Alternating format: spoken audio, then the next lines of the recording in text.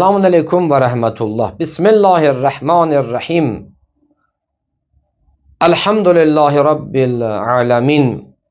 Ve sallallahu ala seyyidina ve nebiyyina Muhammed ve ala alihi tayyibine tahirinel ma'suminel muntecebin. Hoş gördük sizleri aziz kardeş ve bazılarımız. Ehl-i Beyt aleyhissalatü vesselam aşıkları. İmam Rıza aleyhissalatü vesselamın əzəmətli məhzərində sizə duaçıyıq. Qədirxun bayramının ab-ı havası ilə dərsimizin davamını inşallah sizin məhzərinizə çatdıracağıq. Mübarək Qur'an-ı Kərimin Maidə surəsinin mübarək 67-ci ayəsində Allah Teala Peyğəmbərə bir əmr eləyir. Mən əmr kəlməsi barəsində keçən dərslərdə səs şəklində zəbt edib qeyd eləmişik. Fəqət bunu istəyirəm sizin nəzərdə çatdıraq ki, əmr feili bir neçə yerdə işlənə bilər. Əmr feili.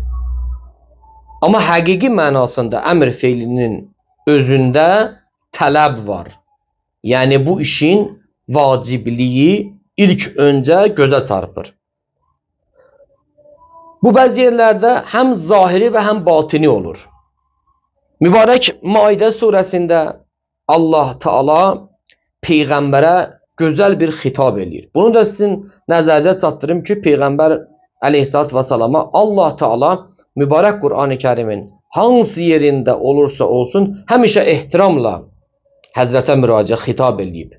Həzrətə xitab edib. Xətib Allahın özüdür. Cəllə Cəlalu Rəbbi. Muxatab onun sonuncu elçisidir. Həzrəti Haqq Təala belə buyurur. Maidə surəsinin 67-ci ayəsində. Əuzu billahi mineşşeytanirracim.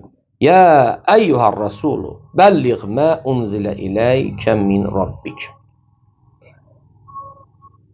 Bu ayəni bugün bura qədər mən tilavət edirəm və istəyirəm burada bəzi məsələlər ki var, qeyd olunur, onu sizin xidmətinizə çatdırım. Ya eyyuhar rasul, Allah burada xitab edir, ey Peyğəmbər. Bir insan özündən kiçiyə və böyüyə müraciət eləyəndə münasib bir dənə kəlmə işlədər. Burada da Allah Teala Peyğəmbərə ya eyyuhar rasul deyir. Buyurur ki, ey Peyğəmbər, ey mənim rəsulum. Azərbaycanla desə, ay Peyğəmbər, bəlliğ. Bu bəlliğ kəlməsi əmr feilidir. Buyurur ki, bəlliğ, çatdır ki, mə unzilə iləyəkə min rabbik. Allah tərəfindən hər nə gəlib sənə, onu çatdır. Vəssalamu aleykum və rəhmətullah.